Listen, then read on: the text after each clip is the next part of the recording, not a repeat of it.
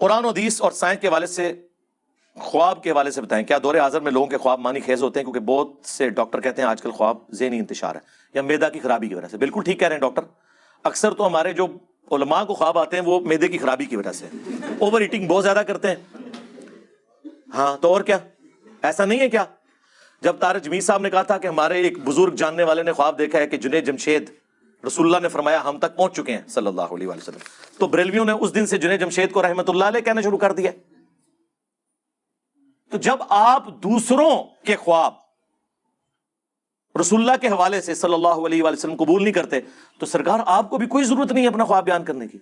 میں بتاؤں، پاکستان لیول کا ایک گلے پھاڑ کے بولنے والا بریلوی عالم، جو عالم تو نہیں ہے، بیسیکلی مقرر ہے، لیکن اسے مشہوری مل گئی ہے، اس بندے کے بارے میں مجھے پاکستان لیول کے ایک بریلوی عالم نے کہا کہ اس نے میرے سامنے مانا۔ ان دنوں 2017 کے دھرنے چل رہے تھے ختم نبوت کے نام پہ، بیسیکلی وہ ختم نبوت نہیں تھا، وہ اینٹی قادیانی دھرنا تھا۔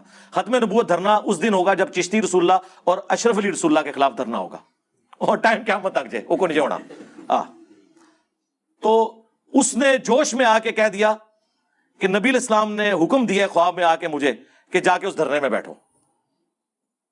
وہ کہتے ہیں بعد میں کبھی میری کچھ مہینے بعد اس سے ملاقات ہوئی تو میں نے کہا یار مطلب واقعی کیا نبی علیہ السلام نے ہی کہا تھا؟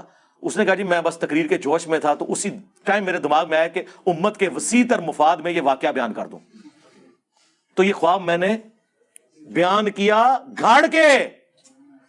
وہ کہتے ہیں اس نے میرے سامنے پھر توبہ کی۔ توبہ تیری کوئی نہیں قبول جدو تک پبلکلی آ کے معافی نہیں مانگتا۔ اس سے اندازہ لگائیں کہ اگر یہ حالت ہے تو آپ پرانے لوگ بھی یہی کام ڈالتے رہے۔ یہ بڑا سینسٹیو ایشو ہے۔ بخاری مسلم کے الفاظ ہیں، امام بخاری نے اس حدیث کے ساتھ ابن سیرین تابعی کا قول نقل کیا ہے۔ نبی علیہ السلام نے فرمایا جس نے مجھے خواب میں دیکھا اس نے مجھے کو دیکھا، میری شکل میں شیطان نہیں آ سکتا۔ اس کے ساتھ ابن سیرین نے لکھا ہے جب رسول اللہ کو ان کی اس شکل میں دیکھا گیا جو ان کی اپنی شکل مبارک ہے۔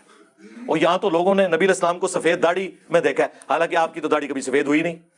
بخاری مسلم کے الفاظ ہیں وفات تک آپ کے داڑھی اور سر کے ملا کے 20 سے زیادہ بال سفید نہیں تھے، 20 سے زیادہ میرے سفید ہیں۔ یہ معجزہ تھا کہ حضور علیہ السلام 61 سال کی عمر میں بھی داڑھی کالی تھی، چند بال یہاں پہ سفید تھے، وہ بھی جب تیل لگاتے تھے چھپ جاتے تھے، کن پٹی کے بال، کیونکہ کالی داڑھی خوبصورتی کی علامت ہے۔ 63 سال جو ہے وہ لیونر ایئرز کے اعتبار سے ہے، ہم جو سال گنتے ہیں اس میں حضور کی عمر 61 سال تھی صلی اللہ علیہ وسلم، چاند کے اعتبار سے 63 سال تھی۔ تو یہ اس طرح کے جو دعوے کرنا اور کرنا، یہ خواب اکثر وہ بخاری مسلم میں حدیث ہے، خواب کی 3 اقسام ہے، اللہ کی طرف سے، شیطان کی طرف سے، اور تیسرا نفس کی طرف سے۔